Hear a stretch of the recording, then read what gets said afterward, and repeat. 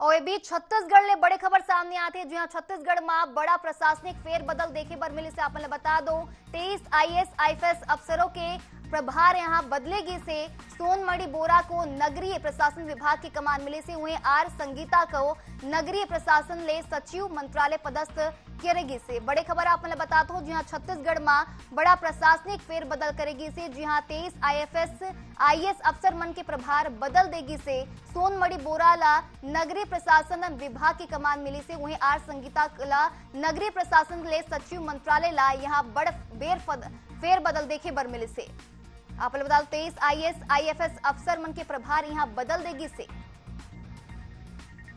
तो सोनमणि बोरा ला नगरीय निकाय में यहाँ बड़े जिम्मेदारी मिले से 23 आईएएस आईएफएस अफसर मन ला बड़ जिम्मेदारी यहाँ मिले से सोनमणि बोरा ला नगरीय प्रशासन विभाग की कमान मिले से तो छत्तीसगढ़ में यहाँ बड़ा प्रशासनिक फेरबदल देखे बर मिले से।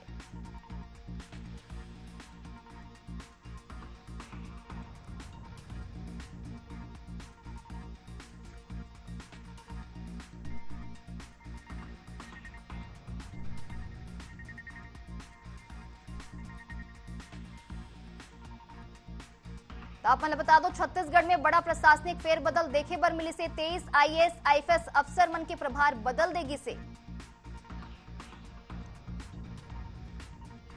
तो बड़ी खबर सामने आ रही है जहां पर छत्तीसगढ़ में बड़ा प्रशासनिक फेरबदल देखने को मिल रहा है।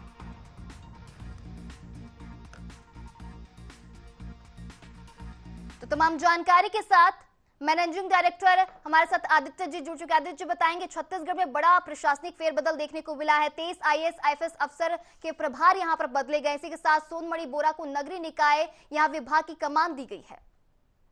देखिए काफी लंबे समय से अवेटेड था ये आईएएस का तबादला। सबसे बड़ी बात है देखिए दो महत्वपूर्ण चीजें हैं इसमें। सबसे महत्वपूर्ण चीज ये है कि इसमें राज्य प्रशासनिक सेवा के जो अधिकारी अब आईएएस प्रमोट हुए हैं उनको बड़ी जवाबदारी, मतलब सीधे तौर पर आरआर अधिकारियों से कम राज्य प्रशासनिक अधिकारियों को ज्यादा तरजीह दी गई है। तुलिका को बड़ा जिला मिला है, बड़ी खबर है। जयश्री जैन को बड़ा जिला मिला है, बड़ी खबर है।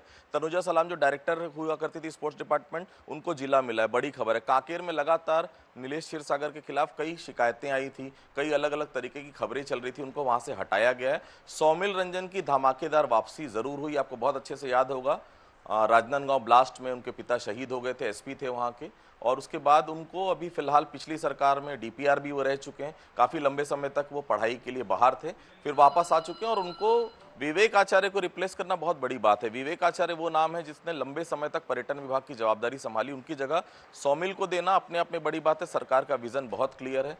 भुवनेश यादव साहब को बहुत समय बाद बड़ी जवाबदारी मिली है, आदिम जाति कल्याण विभाग दिया गया है। आर संगीता को जो फील्ड से हटाया गया उसका कारण जो मेरी अभी थोड़ी देर पहले उनसे बात हुई, वो अभी शायद लीव पे लंबे समय पर 1 साल की करीब उन्होंने लीव सैंक्शन के लिए कहा है, शायद इसलिए उनको सरकार ने फील्ड से हटाया है। बेसिकली 6 जिलों के कलेक्टर हताहत हुए हैं निश्चित तौर पर इसमें। और दूसरी महत्वपूर्ण चीज ये है, जो चीजें कसावट की बात की जा रही थी, जो लगातार सीएम लगातार दूसरे जिलों में जा रहे हैं, कुछ कुछ चीजों को लेकर लूप होल लगातार सामने आ रहे थे, कुछ अधिकारियों के बारे में लगातार जो शिकायतें आ रही थी, उसके बाद ये तय माना जा रहा था कि इसमें काफी जिले प्रभावित होंगे। जो दिख रहा है रणबीर शर्मा की वापसी हुई है, ये बड़ी खबर है अपने आप में। रणबीर शर्मा को बेमेतरा कलेक्टर के पद से उस समय हटाया गया था, मुझे बहुत अच्छे से याद है, और फिर अब गरियाबंद कलेक्टर के रूप में उनको भेजा गया। तो कुल मिलाकर एक नपी तुली और सदी हुई पारी खेलने की यहाँ पर जो है वो चीजें दिख रही है। लेकिन हाँ, फिर मैं कहूँगा कसावट और जरूरी है, क्योंकि कई जिलों में अभी भी बहुत सारी शिकायतें हैं। फिलहाल 6 जिले के कलेक्टर और एक बहुत बड़ा नाम विवेक आचार्य इस पूरे प्रशासनिक फेरबदल से प्रभावित हुए हैं।